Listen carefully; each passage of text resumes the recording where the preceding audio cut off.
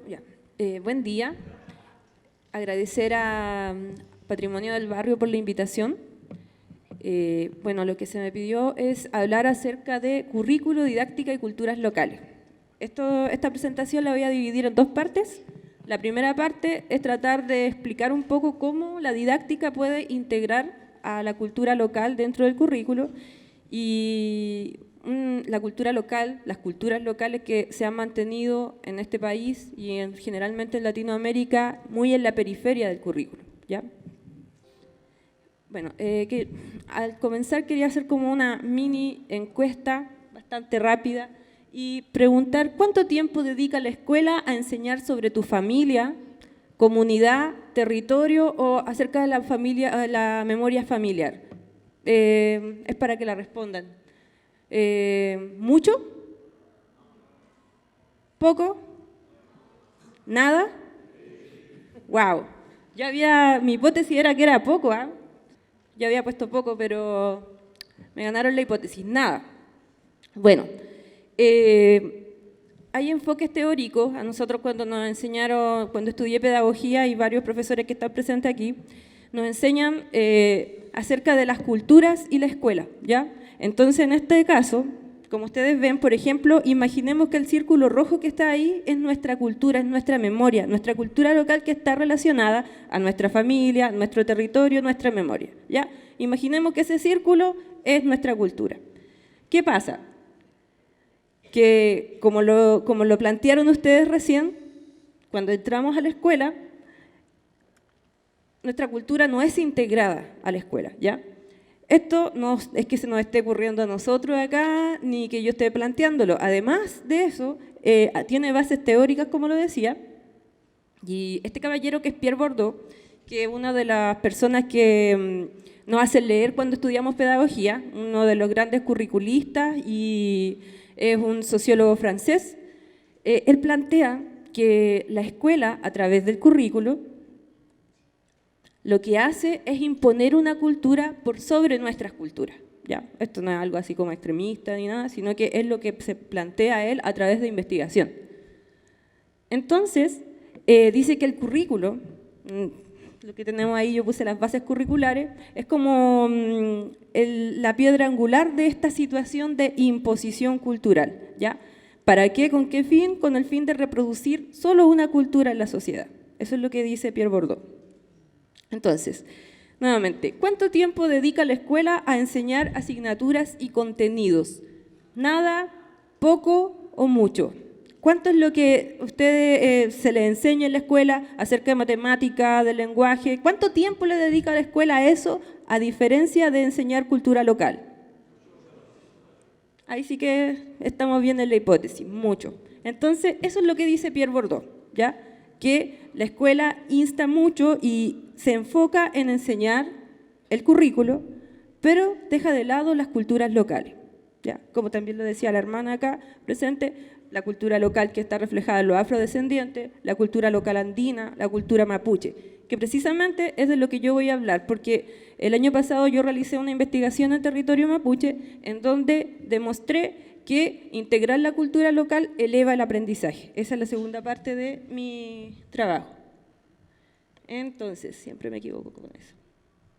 Lo que entonces sucede, como dice Pierre Bourdieu, es que la cultura que es impuesta por el currículo es la que recibimos nosotros en la escuela. Bueno, acá se produce un problema. Entonces yo decía, y también se lo preguntan muchos investigadores, ¿cómo logramos integrar la cultura local dentro del espacio educativo? ¿Ya? Ese es el gran problema que se nos suscita a nosotros y también dentro de la escuela, los profesores. ¿Cómo podemos hacer esto teniendo un currículo que es tan extenso y que nos hace muchas veces enseñar cosas muy alejadas de la realidad? Entonces, para llegar a esto se habla mucho de la contextualización del currículo. Contextualizar el currículo es precisamente eso, integrar nuestras culturas, ¿ya? Las que traemos. Hay varias metodologías. Una es la dialéctica de los aprendizajes, que no voy a hablar ahora, porque es un poco compleja, pero voy a hablar del diálogo de saberes. El diálogo de saberes es algo que están trabajando en el sur, los lamuenes mapuche, y lo están desarrollando en la Universidad Austral. Ellos hablan de que en la escuela hay conocimientos disciplinares, por ejemplo, lenguaje, ciencia, matemática, y el estudiante trae en sí, ustedes, yo, conocimientos culturales, ¿ya?, que son parte de nuestro patrimonio. Entonces, lo que dice Quintriqueo es que puede haber un diálogo entre ambos, y la piedra angular de esto es la estrategia didáctica, ¿ya? Acá la estrategia didáctica, o en el fondo la didáctica, es cómo planeamos una situación de enseñanza y aprendizaje donde podamos integrar ambos, algo bastante complejo también. Entonces, yo para poder entender y planificar una didáctica, el año pasado estuve en el sur de Chile y me llamaba mucho la atención el caso del pueblo mapuche, específicamente al sur de la región del Biobío, en donde hay una situación que es un atentado histórico contra la identidad de una cultura, que es la cultura mapuche, y yo decía, en ese contexto, ¿cómo solucionar este problema que nombré antes? Entonces estuve en una escuela que es la escuela Ranquilhue y trabajé en segundo ciclo, de quinto a octavo básico, ¿ya? Como les decía, en contexto mapuche, esta situación que es de la imposición cultural es mucho más grave, ¿ya? Estando allí y muchos autores y desde la misma realidad todavía se vive mucho racismo dentro de la sala de clase. Se trata de negar la cultura todo el tiempo. Entonces, en ese contexto yo decía, ¿cómo planificar una didáctica? Recordemos que es un plan para poder integrar la cultura.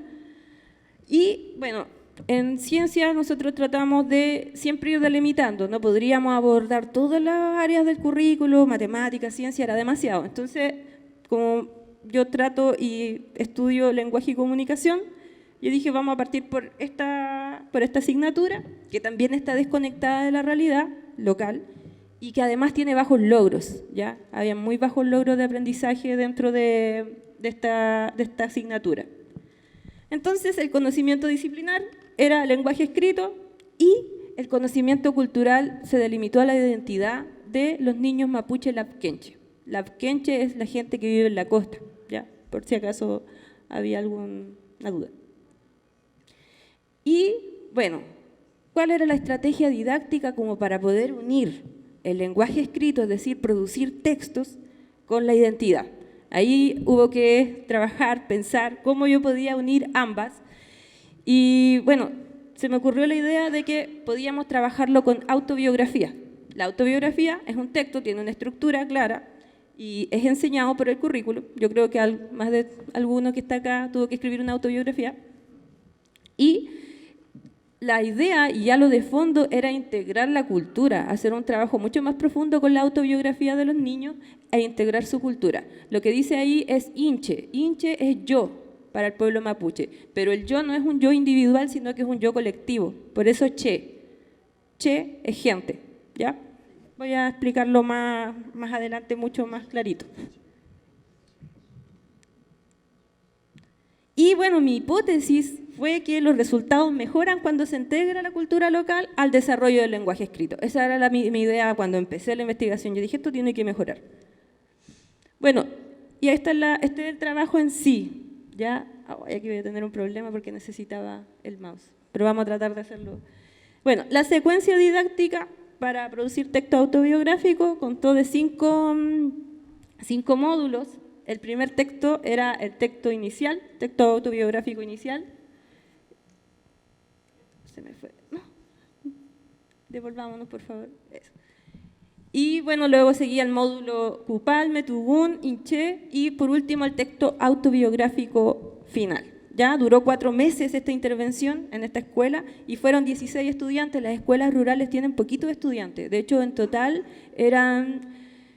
con el kinder eran cerca de 80 niños por la escuela, ¿ya? Y el segundo ciclo tenía 16 niños.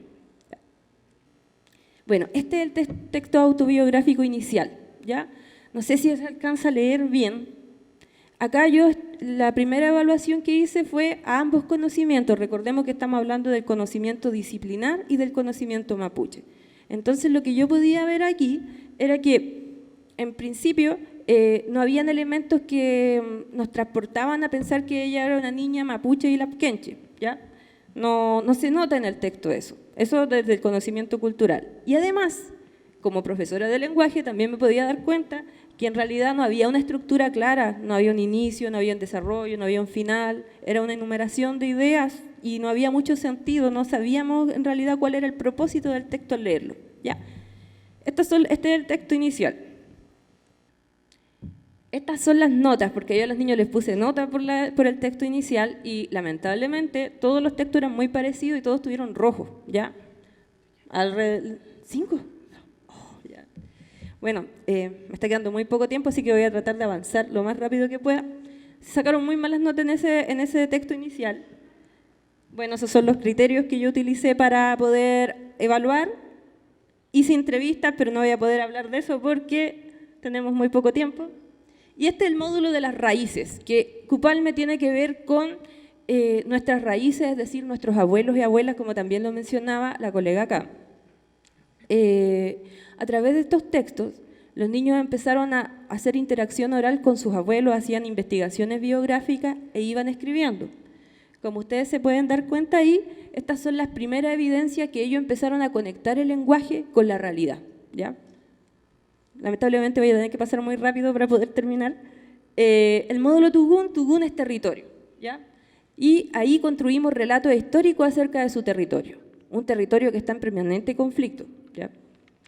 Entonces, acá también tenemos una evidencia de que la estudiante que escribió este texto estaba ya utilizando el lenguaje escrito para hacer una crítica y para también decir nosotros somos mapuche, no somos indios, que demuestra un sentido de pertinencia. Módulo Inche es el yo, y ahí trabajamos poesía. En el pueblo mapuche la poesía se da naturalmente, porque está muy, las ceremonias que ellos realizan, los cantos están muy relacionados a la poesía, por lo tanto los niños escribían muy bien, era muy fácil para ellos escribir poesía.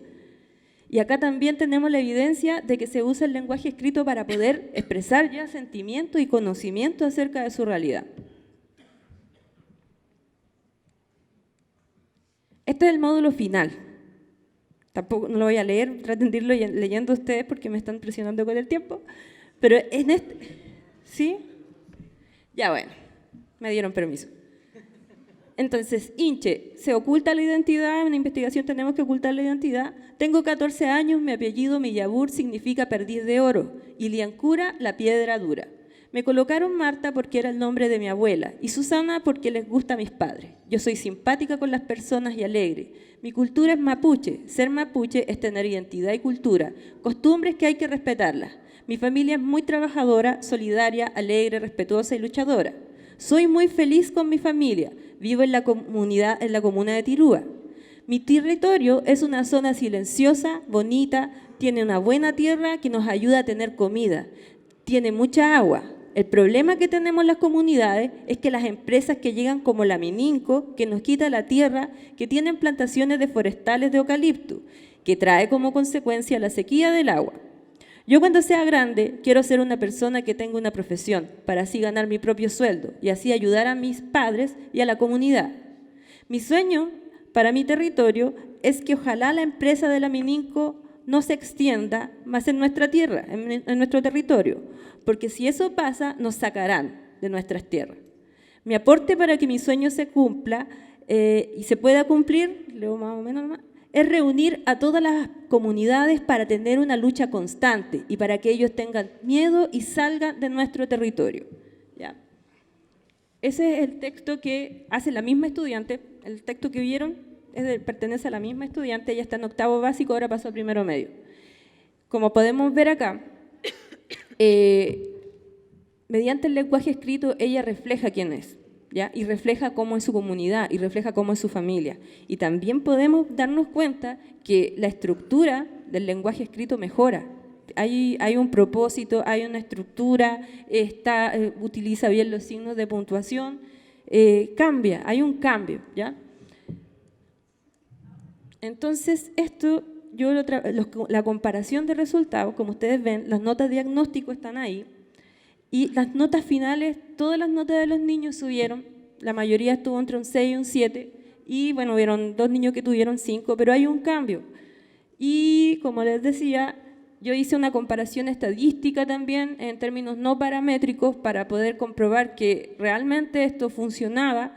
Es una muestra pequeña, por eso estadísticamente se dice que se usa una prueba no paramétrica. Y aquí estaban mis dos hipótesis. Cuando realicé esto en un programa estadístico, resultó que sí, que hay diferencias significativas. Entonces esto también se puede, y por eso decía, se demuestra que sí hay cambios cuando se integra la cultura. Bueno, no hablé de la entrevista, así que lo voy a pasar, las conclusiones. Como ustedes lo veían, contextualizar la enseñanza del lenguaje escrito eleva el aprendizaje de los estudiantes y lo eleva de forma cuantitativa y cualitativa. En la entrevista, bueno, voy a hablar poquito porque es muy importante saber cómo nosotros como docentes vemos lo que piensan los estudiantes acerca de lo que se está enseñando. Yo cuando preguntaba, ¿qué se necesita para escribir? Los niños me decían, un lápiz. ¿Ya? Y eso lo he preguntado en muchas salas del país y siempre me dicen lo mismo. Y cuando decía, ¿para qué sirve escribir? Me decían, para mejorar la letra. Y eso también lo han respondido siempre en muchos espacios educativos en el país. Pero cuando trabajábamos desde la cultura local cambiaba esta percepción. Cuando yo decía, ¿qué se necesitó para escribir, por ejemplo, lo que ustedes les leí recién? Ella decía, mente, necesité cultura, necesité inspiración. Y cuando preguntaba, ¿para qué sirvió escribir ese tipo de texto? Para comunicar y para otras personas como las que ustedes están acá puedan entender qué les está pasando a ellos allá. Entonces cambiaba la concepción al integrar la cultura. Se elevaba el aprendizaje. ¿Y cómo sucede esto? Validando el conocimiento dentro de la escuela de las culturas locales. Esto no significa para nada dejar de lado los conocimientos disciplinares, dejar de lado lenguaje o matemática, todo lo contrario, la idea es integrarlos.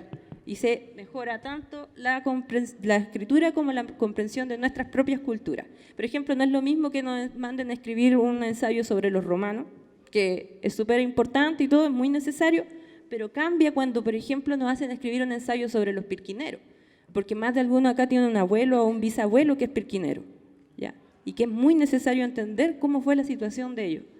Y acá está el concepto clave, estoy terminando, que es identidad, ¿ya?